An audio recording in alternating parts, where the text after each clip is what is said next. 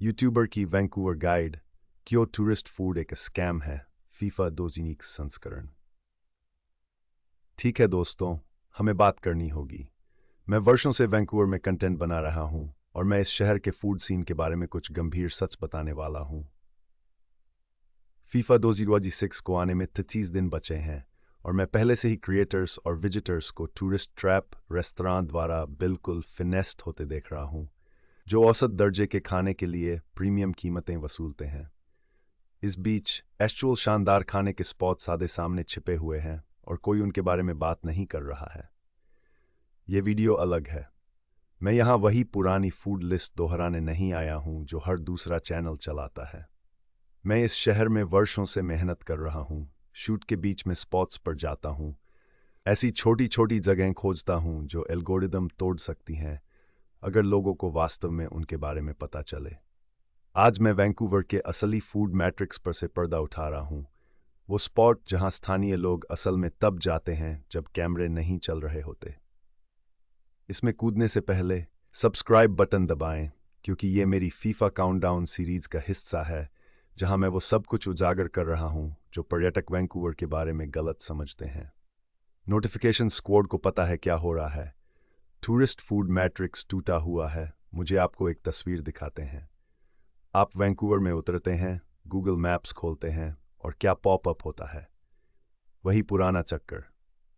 अत्यधिक कीमत वाले रेमन स्पॉट जहां 1 घंटे की लाइन लगती है, चेन रेस्तरां जो स्थानीय रत्नों के रूप में दिखते हैं, और इंस्टाग्राम बैट वाली जगहें जो अपने नियॉन साइंस पर असली खाने की गुणवत्ता से ज्यादा खर्च करती हैं। ऐसा लगता है जैसे हर कोई एक ही एनपीसी स्क्रिप्ट फॉलो कर रहा हो। यहाँ प्लॉट ट्विस्ट है। जब पर्यटक डाउनटाउन के हाइप्ड अप स्पॉट्स पर 90 मिनट कतार में लगते हैं, स्थानीय लोग स्ट्रिप मॉल में बिल्कुल इलीट भोजन प्राप्त कर रहे हैं जिनके पास उचित वेबसाइट भी नहीं है। ये जगहें ऐसी दिखती है जैसे वे सीधे किसी लिमिनल स्पेस मीम से निकली हों, लेकिन खाना, ये मेन कैरेक्टर एनर्जी दे रहा है। ये असमानता बहुत बड़ी है। मैं कंटेंट क्रिएटर्स को बेस्ट वैंकूवर ईट्स वीडियो बनाते देखता हूँ। उन्हीं 5 स्पॉट्स पर जाते हैं जो शायद शहर के आधे फूड इन्फ्लुएंसर्स को स्पॉन्सर करते हैं। इस बीच असली फूड इकोसिस्टम उन पड़ोस में पनप रहा है जो कभी किसी के मूड बोर्ड पर नहीं आते। किंग्सवे, प्रम साइड क्वेस्ट वैंकूवर के खाने के भूगोल के बारे में आप जो कुछ भी जानते हैं उसे भूल जाइए। किंग्सवे अंडररेटेड फूड कॉरिडोर का फाइनल बॉस है और ज़्यादातर लोग बिना दूसरी नज़र डाले इसके पास से गुजर जाते हैं। ये स्ट्रिप फोटोजेनिक नहीं है, ये इंडस्ट्रियल वाइब्स दे रहा है, सॉफ्ट एस्थेटिक एनर्जी नहीं। लेकिन यही कारण है कि ये धमाल मचाता है। इसकी कल्पना करें, आप एक वियतनामी स्पॉट में चल रहे हैं जो कभी पिज्जा हट हुआ करता था। सजावट लगभग न के बराबर है, लाइटिंग फ्लोरोसेंट एफिस वाइब्स है और दीवार पर एक फीका कैलेंडर लटका है जो शायद टिकटॉक से भी पुराना है। लेकिन जब फूड टेबल पर आता है, ये सिनेमा परोस रहा है। हम बात कर रहे हैं शोरबा की जो ज़्यादातर यूट्यूबर्स के कंटेंट बनाने से भी ज़्यादा समय से उबल रहा है। यहाँ का चाइनीज़ बारबेक्यू गेम बिल्कुल अनहिंज्ड है, सबसे अच्छे तरीके से। मैं उन स्पॉट्स की बात कर रहा हूँ जहाँ आप एक काउंटर पर जाते हैं और लटकती हुई भुनी हुई बत्तखों की ओर इशारा करते हैं जैसे किसी आरपीजी में लूट चुन रहे हों। स्टाफ टूरिस्ट की भाषा नहीं बोलता, वे भोजन की भाषा बोलते हैं। और जब स्थानीय लोग मिनी वैन में आते हैं, पूरी बत्तखें ऑर्डर करते हैं जैसे सामान खरीद रहे हों, तो आपको पता चलता है कि आपको मैट्रिक्स की खामी मिल गई है। ये जगहें एक अलग फ्रीक्वेंसी पर काम करती हैं। कोई मार्केटिंग बजट नहीं, कोई सोशल मीडिया मैनेजर नहीं, केवल शुद्ध फूड फर्स्ट एनर्जी। शहर का सबसे अच्छा फो एक ऐसे स्पॉट से आता है जो वाइब चेक में फेल होता दिखता है, लेकिन स्वाद, ये फूड कोर्ट की कीमतों पर 5 सितारा रेस्तरां की गुणवत्ता दे रहा है। मेरे कंटेंट क्रिएटर्स के लिए प्रो टिप, यदि आप डाउनटाउन में रह रहे हैं तो किंग्सवे की यात्रा कंटेंट के लायक है। आप एक ही फिल्मिंग सेशन में 3 या 4 स्पॉट हिट कर सकते हैं। सौंदर्य शास्त्र और खाने की गुणवत्ता के बीच का अंतर शुद्ध यूट्यूब गोल्ड है।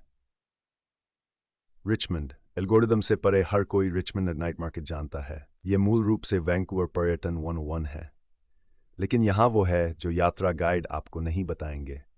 रिचमंड का असली food scene mall, food courts और स्ट्रिप प्लाजा में मौजूद है, जो ऐसे दिखते हैं जैसे उन्हें किसी ऐसे व्यक्ति द्वारा डिज़ाइन किया गया हो जो सक्रिय रूप से इंस्टाग्राम से नफरत करता हो। एबरडीन सेंटर वह चीट कोड है जिसके बारे में कोई बात नहीं करता। बाहर से ये डेड मॉल एनर्जी दे रहा है, लेकिन अंदर कदम रखें और ये एक अलग सर्वर में प्रवेश करने जैसा है। वैंकूवर का अनौपचारिक दूसरा चाइनाटाउन, पार्किंग के साथ जिसके लिए किडनी बेचने की आवश्यकता नहीं है। ऊपर का फूड कोर्ट ऐसा डिम सम परोस रहा है जो डाउनटाउन के रेस्तरां को घबराहट में डाल देगा अगर लोगों को वास्तव में इसके बारे में पता चले। मैंने वहां कई बार कंटेंट फिल्माया है और हर बार मैं गुणवत्ता से कीमत अनुपात से हैरान रह जाता हूं। ये एक शुरुआती गांव में एक महान वस्तु खोजने जैसा है। इनमें से कुछ स्पॉट्स पर सूप डंपलिंग की स्थिति वास्तव में अनहिंज्ड है। मैंने ऐसे शूटिंग दिन देखे हैं जो पूरी तरह से पटरी से उतर गए क्योंकि खाना छोड़ने के लिए बहुत अच्छा था। ये पर्यटक कीमतें नहीं हैं जो आगंतुकों से अधिकतम सिक्के निकालने के लिए बनाई गई हैं। ये पड़ोस की कीमतें हैं क्योंकि स्थानीय लोग वास्तव में यहाँ नियमित रूप से खाते हैं। नंबर 3 रोड के साथ स्ट्रिप मॉल संस्कृति व जगह है जहाँ असली रिचमंड फूड मेटा रहता है। हॉटपॉट जॉइंट, सिचुआन विशेषज्ञ, कैंटोनीज बारबेक्यू स्पॉट जो स्पीकेजी की तरह काम करते हैं। यदि आप जानते हैं तो आप जानते हैं। साइनेज अक्सर विशेष रूप से चीनी होती है। सजावट का बजट शून्य प्रतीत होता है, लेकिन खाने की गुणवत्ता मुझे बिल्कुल दूसरे आयाम में भेज रही है। Main street plot twist. Main street की एक प्रतिष्ठा है जैसे वैंकूवर का हिपस्टर कॉरिडोर, और हाँ, 15th और 30th के बीच ट्रेंडी स्पॉट है जो खूबसूरती से फोटो खिंचते हैं। लेकिन यह सिर्फ सतही स्तर है। असली कंटेंट पिटी हुई पगडंडी से काफ़ी दूर मौजूद है। मेन स्ट्रीट पर जितना दक्षिण जाते हैं, एल्गोरिदम उतना ही टूटता है। 33rd एवेन्यू के पार आप साइड क्वेस्ट क्षेत्र में प्रवेश कर रहे हैं जहां वैंकूवर का सेवा उद्योग वास्तव में खाता है। ये वह जगह है जहां किराया अभी भी इतना कम है कि रेस्तरां लाइटिंग डिज़ाइन और प्लेलिस्ट क्यूरेशन के बजाय खाने पर ध्यान केंद्रित कर सकते हैं। मैंने हॉकर्स डिलाइट नामक इस मलेशियाई स्पॉट की खोज की जो सड़क के दृश्य से बिल्कुल कुछ भी नहीं दिखता है। शून्य कर्ब अपील, न्यूनतम साइनेज, इंटीरियर डिज़ाइन जो हमने अपना सारा बजट सामग्री पर खर्च कर दिया की वाइब दे रहा है। लेकिन रेंडेंग ये सचमुच गेम चेंजिंग है। पता चला कि मालिकों के पास गंभीर पाक क्रेडेंशियल्स है, लेकिन उन्होंने डाउनटाउन के किराए का पीछा करने के बजाय पड़ोस में काम करना चुना। असली फूड मैप जिसके बारे में कोई बात नहीं करता। यहाँ वैंकूवर के वास्तविक फूड इकोसिस्टम के बारे में बात है। यह समुदायों में मौजूद है, गंतव्यों में नहीं। कोक्विटलम में कोरियाई स्पॉट जिन्हें स्थानीय लोग व्यापार रहस्यों की तरह संजोते हैं। फ्रेजर स्ट्रीट पर भारतीय मिठाई की दुकानें जो दशकों से परिवार द्वारा संचालित हैं। साउथ बर्नबी में फिलिपिनो जगहें जो अंग्रेजी साइनेज की परवाह भी नहीं करती क्योंकि उन्हें पर्यटक मान्यता की आवश्यकता नहीं है। ये जगहें इसलिए मौजूद हैं क्योंकि समुदायों को उनकी आवश्यकता है, इसलिए नहीं कि वे वायरल होने या फूड मैगजीन में फीचर होने की कोशिश कर रहे हैं। वे सामान्य लोगों के लिए सामान्य भोजन के लिए मूल्य निर्धारित करते हैं, विशेष अवसरों के भोजन के लिए नहीं। और वे पूरे मेट्रो क्षेत्र में इस तरह बिखरे हुए हैं कि यदि आप पर्यटक तर्क का पालन कर रहे हैं तो इसका कोई मतलब नहीं बनता। यह वह जगह है जहां स्थानीय जान का होना आपकी सुपर पावर बन जाता है। यह जानना कि कौन सा सुशी काउंटर फूड कोर्ट की कीमतों पर रेस्तरां गुणवत्ता वाली मछली परोसता है। लंबे शूटिंग दिन के बाद कौन सा लेट नाइट फो स्पॉट अगले लेवल का होता है। मंगलवार को किस डिमसम जगह पर जाना है जब केवल स्थानीय लोग हों और वीकेंड योद्धा माहौल को खरा बन कर रहे हों।